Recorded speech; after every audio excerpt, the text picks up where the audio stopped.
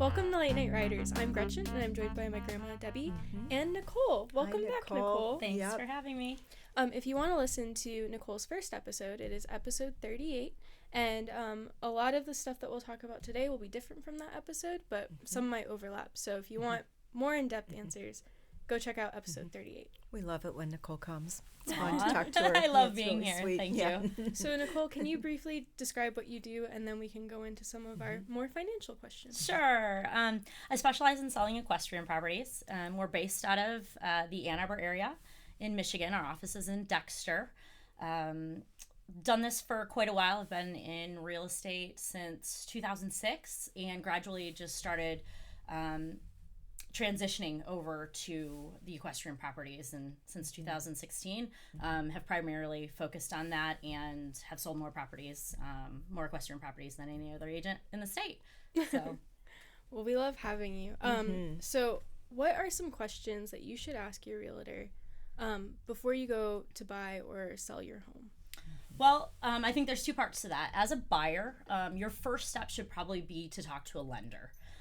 They're going to find out where your pre-approval point's going to put you as far as pricing goes. And then, depending on how specialized of a property you want, you may have to be geared towards more of an agricultural lender rather than a residential lender. Some of the smaller hobby farms, it's not a problem to do standard conventional loans on, but the bigger facilities, you definitely want to make sure you have the proper lender and that you're not wasting your time or anybody else's with a loan that's not going to close. So I would say that's probably the first step. And then from there, you can talk to your agent about what other things are important to you as far as location and amenities, incorporating that into your price point and getting a proper search set up. And then from the selling standpoint of it, I mean, I think the biggest thing is to have that agent come out, have a meeting with you, set up that initial consultation, so that if there's things that maybe need to be spruced up or attended to at your farm, you can get those things done, or at least get a list started.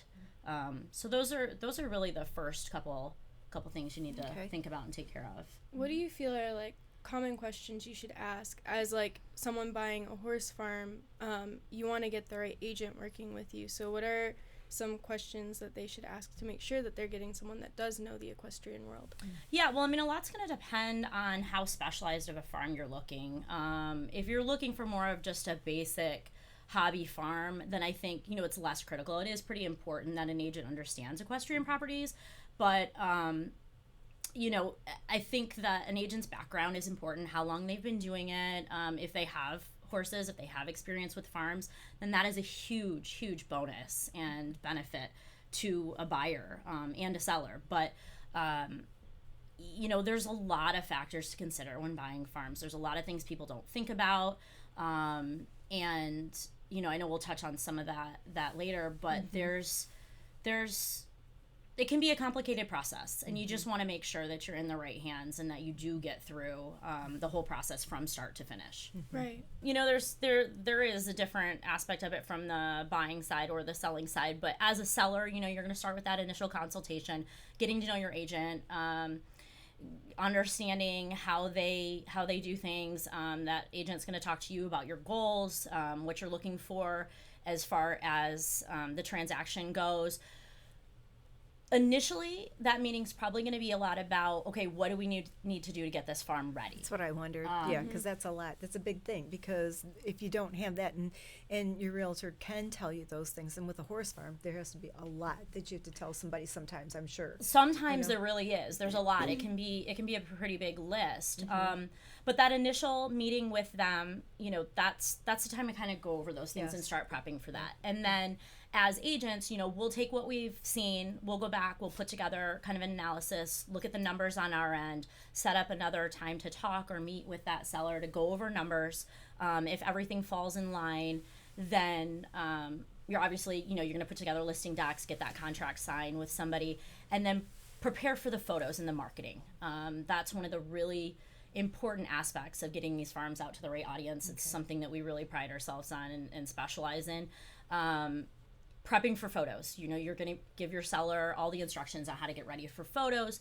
It's really important to have video aspects to it, as far as, having a drone out there to do flyovers, take photos, maybe do a walkthrough of the house and barns. Some of these properties, we found it's been really important to have a lifestyle video where people are riding in the videos, bringing the property to life. It's really fun, and it really does. It does help people who are interested kind of see it in motion, rather than just seeing, what looks to be an empty arena. You can see somebody in there jumping or just riding. I feel like we're in such a visual world like that. We have to see. I would videos. Never go to a property where there weren't photos like of each room, or like be able to see what was going on. Yeah, I think it really helps. Even if somebody is interested, when you can actually see it in motion, I think you're right. I mean, people are very visual. So after you get that set up, you're going to get all your marketing in place, and when the marketing's ready to go, you're going to hit the MLS. You're going to do all that custom marketing that you've talked to your client about, and do the rollout. Once you have that, then you're going to be ready for showings. So, there's not a whole lot of difference between showings and being ready for photos. Maybe you just want to tell a seller, hey, turn on all the lights, make sure, people don't have to search around trying to fumble for light switches, turn everything on, make sure the temperature's comfortable. If someone has like a vacant house, it's not fun to walk into a 45 degree vacant house. So just setting up those showings as comfortable and easy for a buyer's agent and a buyer as possible. I think it's important, we kind of touched on it. Not all buyer's agents are familiar with horse properties. So it's kind of our jobs as listing agents to make sure that the information is presented in a way that everybody can understand, whether they're a horse person or not. We have those custom websites that are set up so that buyers can see all the equestrian amenities. So we think that's really important. And then from there, after the showings, you're going to get offers. There's negotiations. And then once you're in a contract, it's just a matter of following contingencies and timelines in the contract to get to a successful closing. And then occupancy, depending on if a seller needs to stay or not. And then utility transfers. So, I mean, obviously there's a little more to it, but that's a quick summary of the process.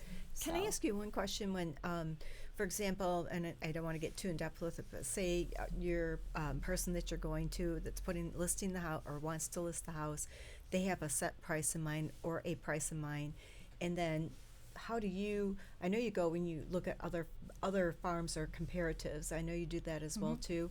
But is there anything that a person can kind of go by knowing so that they don't say, "Oh, I didn't think it was going to be that price," or "Oh, this is a lot more than I thought," for the person who's selling the home? Or is that kind of they have a general idea? I know it's kind of a tough question. Not really. I mean, there are some. There are some sites like Zillow that are much more accurate for residential type properties. They're not always accurate, and they're surely not very accurate when it comes to the farms. They're just not set up to get those. They're just not. Yeah, they're just not set up for the farms. Right. So really, I mean, it is about talking to an agent who's experienced with the farms, or hiring an appraiser. You could always hire an appraiser who is familiar with farms and agricultural type properties. You certainly don't want the appraiser who's used to doing, subdivision homes that the values are all going to stay pretty consistent. It's not going to be hard finding comps. I mean, I have seen agricultural appraisers go 2 hours for a good comp, and residential, they're going to stay within a very small radius. Not even crossing over major streets, where with the farms, you definitely have to be more lenient and search a wider range to find the amenities. When purchasing a home, or a farm, are there any like red flags that you should watch out for as you're going through the property, or Yeah, because everybody's excited when they go to a farm. I know even, like myself, we've gone to different farms and you just get in the moment and you're excited. So is there something that you things to watch out for that might be a red flag? Well, I can say that honestly, there's going to be things that come up for different individuals that are going to be deal breakers for them. But I think overall, can I say that there's an absolute to that answer? No, because there's going to be certain people that I mean, I think I've had an experience with people before where they've had family members that are allergic to mold, and they absolutely will not buy a house that's ever had any history of mold, even if it's been professionally remediated with a guarantee or something like that. You know, another person might be just fine with that same house, you know, knowing that it's been taken care of. Same thing with foundations or something like that. I mean, you know, most things can be fixed. Is it a $10,000 fix or a $100,000 fix? I mean, you don't really know until you get it evaluated. But I mean, we've had structural engineers out to look at properties to see if something can be done. So I don't know if there's an absolute to a red flag that's going to kill every deal, but it may influence the price of a property or a buyer's willingness to try and renegotiate something. Are there certain people that you should bring out to inspect farms? We did talk about the appraiser, but is there like specific inspectors that come out that look at the farm itself, or is that just a general only like? Well, yeah, so the inspection field it's kind of interesting because in Michigan there's no state licensing for an inspector. There's certifications available that you can take classes and you can hold these certifications, but Michigan doesn't require an inspector to be certified through the state like they would a real estate agent. You know, so really I think it's important on an inspector's background and who you're going to hire. We personally don't recommend our buyers to invest money into an inspection until you know you have a property in contract. You don't really want to, you know, spend the money on something that you don't know if you can negotiate, you know, the price and terms on yet. So in a contract, there's a contingency for an inspection, and that's your time to have your people out. You could have one person come out, inspect the house and the barn. A lot of our buyers, you know, they use inspectors that have some sort of building background, whether it's a building license or some sort of contractor background. But our people usually use very educated people that we're comfortable with because it is not a licensed group. But you can have a structural engineer come out if someone sees something that maybe they're a little bit concerned with the foundation. You can have a company that specializes in mold remediation come out if you see something that, you know, just doesn't quite look funny or doesn't quite look right, looks a little funny, and you're like, hey, we want to have this other company come out. Have them come out, have them give their thoughts. We've even had clients that have had companies that specialize in arena footing come out, and they want to have the footing looked at, like, okay, here's the type of riding we do. Like, is this going to work for us? What do we need to do to make it work for us? How much is that going to cost us? So, you know, I mean, that's your inspection timeline is for you to have those specialists come out, whether it's one general person or you start breaking it up and really getting an electrician out to dig into it. I mean, I think that's one of the things you really want to focus on a barn is to make sure that the electrical is safe, to make sure that the foundation is good. You know, those are big items that could be costly. And I would imagine, Nichole, probably like with your people, whether they're buying or selling, whichever way you're representing, the relationship that you have with them or that time that you spend with them in that initial contact or whatever to ask the questions, like what are they looking for? Is this something that's important or not? And I know you can, sometimes a person will say, I don't want this, and then they go see it, and they're like, oh, I love it, it doesn't matter. So you never know. But the better that you can, I'm sure, kind of know that person a little bit probably helps you, I suppose. Yeah, you can gently suggest things, because there are some people that are pretty adamant about some things, and ultimately, you know, they do find something that maybe didn't necessarily fall perfectly in line with what they're thinking. So that is very true. And it is a fine line. You know, you don't want to offend someone when they tell you their strict guidelines, and then you kind of deviate from it a little bit. But sometimes you just know, you're like, oh, I really wish they'd just kind of look at this one, and you can just send it to them in an email and say, hey, what do you think? What do you think of this? You know? And again, that equine background helps. So if somebody is looking at, say, a company or you know, what's the best way for them to even think about or find that equestrian realtor that can help them? Is there a way? Can they call a company and ask, or what's the best way to find? Well, the internet's really powerful. I mean, I think the main thing Obviously, if you're in Michigan and within a 2-hour radius of the Ann Arbor area, I mean, I am your person. There you go. Call Nichole. But I mean, I think the internet's a really powerful tool. We do have some agents that we recommend all over the country, depending on where our agents, where our buyers are coming in from. Because we do we get a lot of inquiries from people all over the country, and we are not licensed anywhere but Michigan. So we do have to build those relationships. You can make some suggestions to people. Yeah, we can make some suggestions to people, but obviously, the internet, that's what I was getting at. The internet is powerful. Do some Google searches, do some interviews, talk to some people, find out their background. You're going to know. If you're a horse person and you're trying to find an agent who's a horse person, you're going to know in one conversation if they really have a background with horse properties or not. So with specific horse properties, is there like an ebb and flow in the market? Is there like a time of the year where people are like actively looking to purchase and then a time where it slows down? Well, really with horse properties, I mean, we find that they sell year round. There are some horse people who are adamant that they are not going to look for properties during their busy season. They're breeding mares, foaling out mares, or they're getting ready to start showing. And you know how long the show season is. So there are some people who our busiest time of the year is fall, winter, because that's when they have the time to look at the properties. We really have probably been the busiest we've been in a long time, like right now. So I think that the market's doing really well for the horse properties. It's been very busy, and going back to them selling all year round, there are the people who aren't as heavily invested in the breeding and showing and all of that, and they are looking year round. So I really don't think it's as cyclical as residential, and it doesn't have those big waves. So we tend to stay busy year round. That's awesome. Yeah, I mean, I just took photos yesterday at a place. It's covered in snow. It's beautiful. And we've started our initial round of marketing to get it out to the public.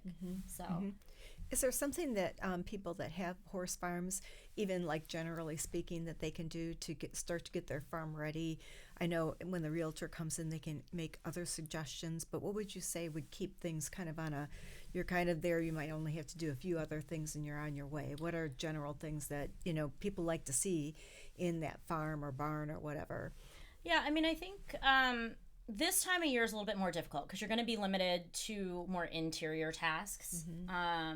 In the barn, a good barn cleaning can pretty much happen any time of year. You can knock down cobwebs, work on if any of the stalls need to be restained or anything like that. Just making it pretty. Organizing is really big. I mean, we all know how crazy a tack room can get, and so those type of things this time of year are great to start to get a jump start on. Organize your feed room, organize your tack room, just kind of look at things and say, hey, if I was a buyer coming in, what am I going to notice, and what am I going to want taken care of? And I know I kind of harp on the cobweb thing, but it's a big thing with buyers walking in. Looks cleaner, looks nicer. It does, it looks cleaner. It spruces it up quickly. That's a quick thing to do. Yep. And then just, if you've got mirrors in the arena, just start thinking about those. They do get dusty quickly, but there's just things you can do. I mean, even clean up then. Not that you want to wash down arena walls in February, but when it does warm up a little bit, it's not a bad idea to either broom things down or get a power wash and start spraying things down. Certainly don't want to cause any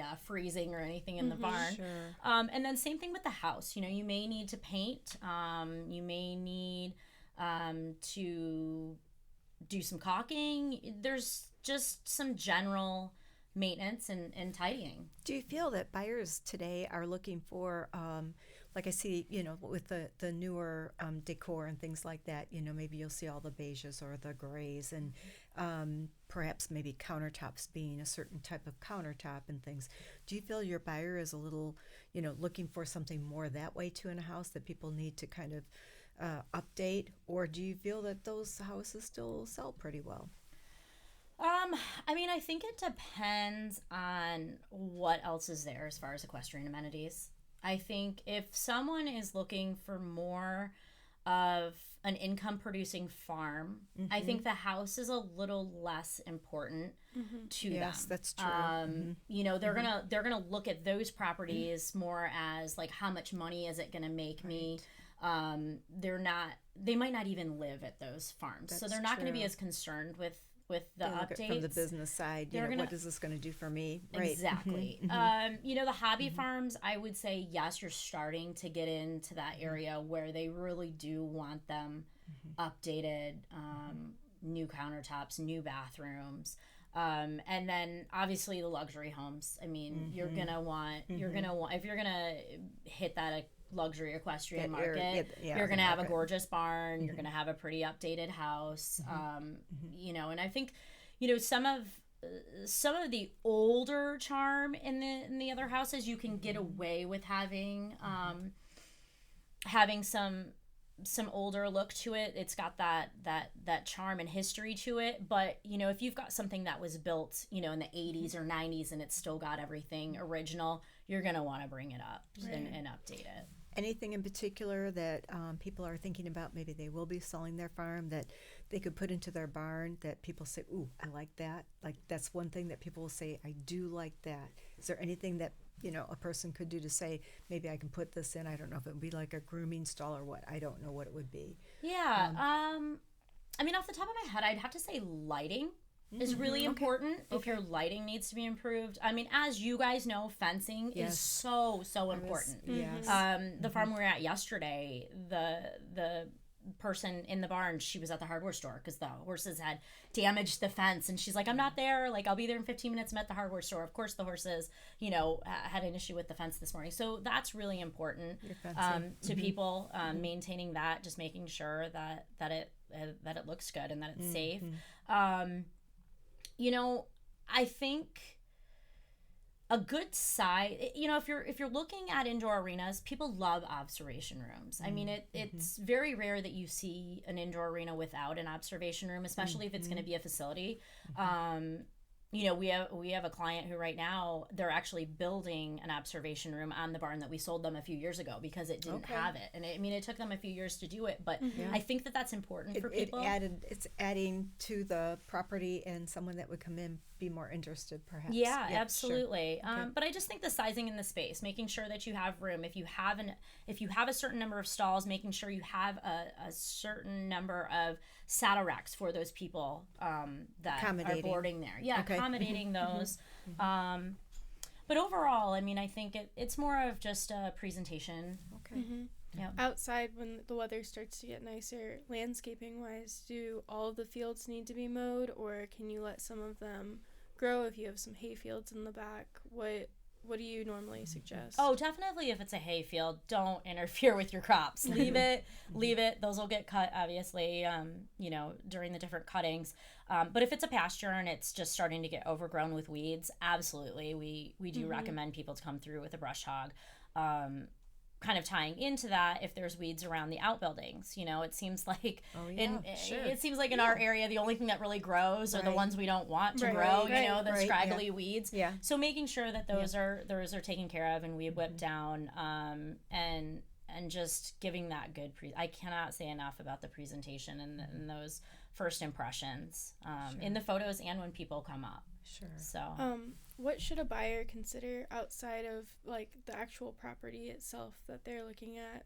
Should they look at neighbors and like opportunities close by, or what are things that people should consider? Yeah, definitely. There are a lot of factors to consider. I think the things that we have found most people consider is their commute to work. And if they have children, the school district. So outside of looking at the property itself and what your needs are there, it's going to be more of a location based, like, is the commute good? Are the school districts what we want for our kids? And then depending on what type of the riding they do, like if it's a trail rider, they're going to want to know how far they are from some of their favorite trails, or maybe even some new trails that they could possibly go hit. If they're an eventer or a jumper, maybe they've got a few venues that they want to be close to that they know they have shows at, things like that. We are right by the Oak Openings Metro Park, and I know a lot of horse farms are right along that, so people can go right onto the trail. Yeah, we just closed on one, about 2 weeks ago, and it's a mile from Waterloo. In Grass Lake. I love Waterloo. And Waterloo's great. It's my favorite places to go. Yep. So is there anything else that you would think that somebody should consider when they're looking at purchasing and going out to look at the farms? Definitely. In our area, the amount of horses you can have on a particular property is determined by the municipality. Okay. For example, you might have one township that allows 5 acres for the first horse, and then you might have to have 1 acre for each horse after it. Something like that. Okay. That's just an example. So really, you want to do your due diligence on that because it does vary from location to location. You don't want to get in a situation where you might be right next door to a neighbor who doesn't have horses, and then you find out you've got, three or four more horses than you're really supposed to have, and that neighbor's upset because they don't like the flies or something. Right. It seems like there are some neighbors who will try to cause problems for horse owners, but as long as you follow those guidelines, and you practice good manure management practices, you can usually keep a pretty good relationship with people surrounding in the area. Right. So. Right. I agree with that too. And the zoning, that's mainly the zoning then that you were talking about that you have to watch out for. I know some areas too, you do have to be sure that if you have stallions that you have a specific kind of fencing, because we do that with people. So it is good to check the local ordinances and see what they say. So absolutely. I agree. Yep. So one other thing I was wondering about is, are people kind of prepared to know that once, say, they make an offer, how long it might take after that? Or do you think people kind of generally, if they haven't done this before, they think, oh, I'm going to make the offer and it's going to go like really quick? Do you find that happens, or how patient should a person be? Yeah, well, I mean, I kind of walked you through the whole selling process of it, but we didn't really touch on the buyer's aspect of it. So a buyer's going to go out, they're going to look at properties, they may fall in love with the first one they see and have to have it, or they may see 150 properties. You have no idea how to gauge that and how long that's going to take. A lot of times a closing timeline is going to be based on how quick that lender can close a particular transaction. Some of the lenders we deal with, they're going to run the buyer through underwriting first, so that really all they're going to wait for is the appraisal on the property, and then to run the file through their legal department, and then you can close, which could happen really as fast as just 2 or 3 weeks. More conventional lenders, I mean, it's probably going to be more of a 30 to 45, pushing closer to that 45-day range from the time you make an offer. There's going to be contingencies in that contract that you're going to have to follow. Usually there's a 7 to 10. I mean, it's any day. Those are just our contracts usually have a 7 to 10 day inspection period. And then just following, getting that appraisal ordered and getting the loan officer any docs that they're required to turn into the underwriters. And then once you get the clear to close, they just have to follow the guidelines for preparing the documents and getting the closing all scheduled and ready to go. So really, it's not that fast. If someone is a cash buyer, then they have the means to close a deal a lot quicker. And that might work for a seller, or it might not work for a seller. So that really depends on the negotiations and what you find out during that process. So.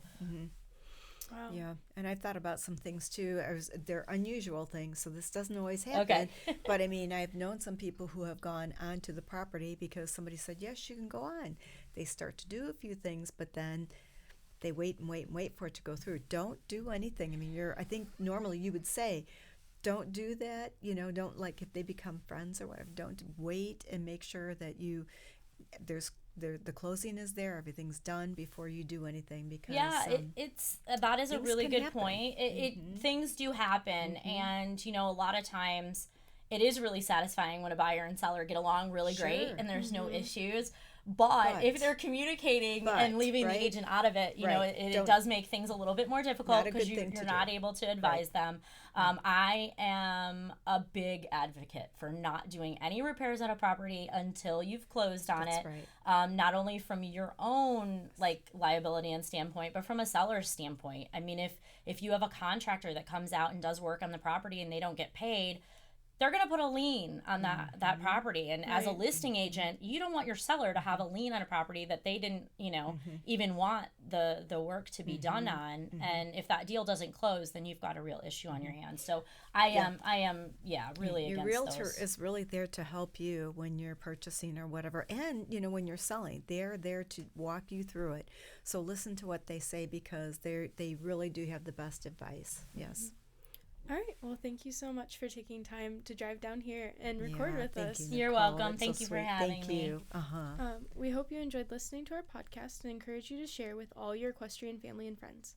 You can tune into the Late Night Riders podcast show every Friday night. Each episode will be uploaded exclusively on YouTube, where you can subscribe to our channel to stay up to date with all of our latest shows. Do you have a topic you'd like to discuss? We want to hear from you. You may email us at podcast@rammfence.com or feel free to leave a comment below. Thank you again for listening. Thank you.